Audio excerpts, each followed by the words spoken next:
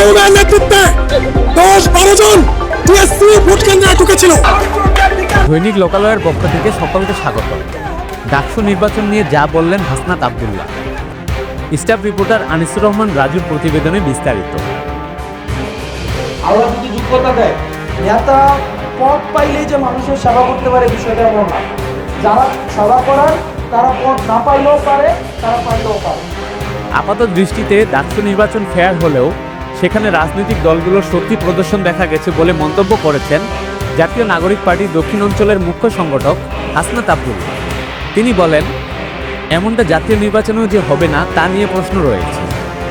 বৃহস্পতিবার 11 সেপ্টেম্বর রাজধানীর সিরডাপ মিলনায়তনে নাগরিক কোয়ালিশন আয়োজিত সুষ্ঠু নির্বাচনের প্রত্যাশা ও চ্যালেঞ্জ শীর্ষক গোলটেবিল বৈঠকে এসব কথা বলেন তিনি। হাসনাত আরও বলেন, নির্বাচন পূর্ব চ্যালেঞ্জের মধ্যে সংস্কার বাস্তবায়নের প্রতিক্রিয়া এখনও ঠিক করতে পারেনি। প্রশাসন নিয়ন্ত্রণে নিয়ে নির্বাচন পক্ষে নেওয়ার বিষয় অনেকের মধ্যেই রয়েছে। তিনি আরও বলেন, বিভিন্ন সরকারের আমলের মতো বিভিন্ন এজেন্সি এখনও রাজনীতিকে নিয়ন্ত্রণ বা প্রভাবিত করার চেষ্টা করছে।